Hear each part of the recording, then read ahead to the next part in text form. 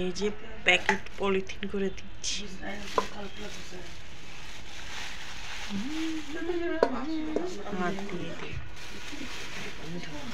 হাত দিয়ে দিয়ে দিলেই হয় না?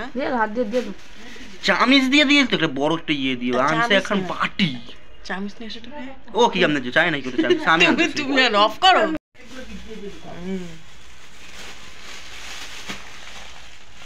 আপির মাথায় বুদ্ধি নাই।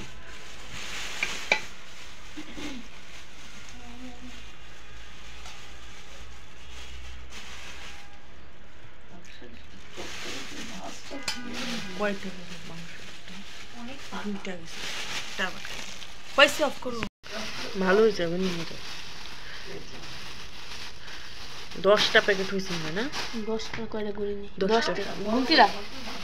চলো লাস্টে 2টা করলাম না, করার আগে 8টা ছিল, এরপরে 2টা করছেন। ভাই চলো চলো চলো এটা রেখে দেই। আমাদের 50-60 টাকা হবে। ওই যে আছে না আমার কাছে, আর কই আছে? ওই দিয়ে দিলাম।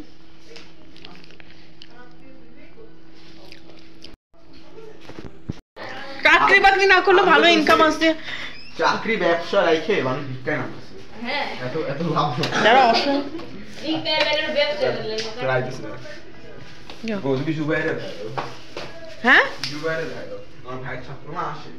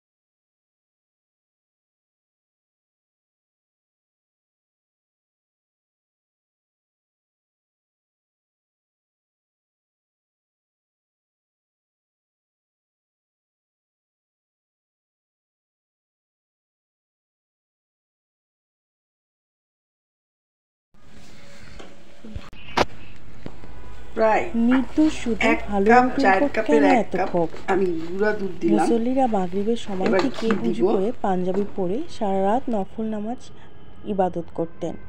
বড় একটা অংশ ওই রাতে ফজরের নামাজে জামাত পড়াতেন।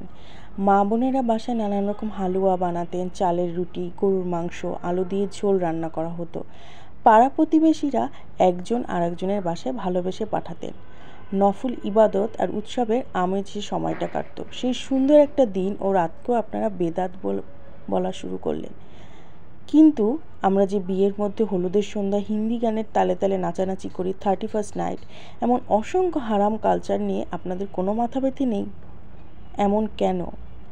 একসময় যেই টিভি বেদাত ছিল, এখন আপনারা সেখানে মুখ দেখানোর জন্য লবিং করেন। সোশ্যাল মিডিয়া তো এখন আপনাদের ডিজিটাল ইবাদতখানা হয়ে গেছে, অথচ সুন্দর একটা রিলিজিয়াস কালচারকে আপনারা বন্ধ করে দিতে চাচ্ছেন। প্রকৃত শূন্য স্থান পছন্দ করে না। আপনারা ভালোকে বিদায় করলেন, সে জায়গায় হারাম কালচার দখল করে নিচ্ছেন।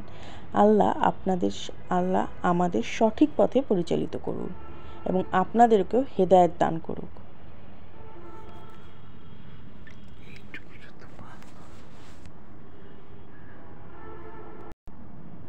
সত্যি এই তো সেই দিনই মনে হতো যে বিকেল হতে না হতেই বিভিন্ন প্রতিবেশীরা রুটি নিয়ে চলে আসতো আমার বাসায়। আমিও তাড়াহুড়া করে আমার বাচ্চাদেরকে রুটি বানিয়ে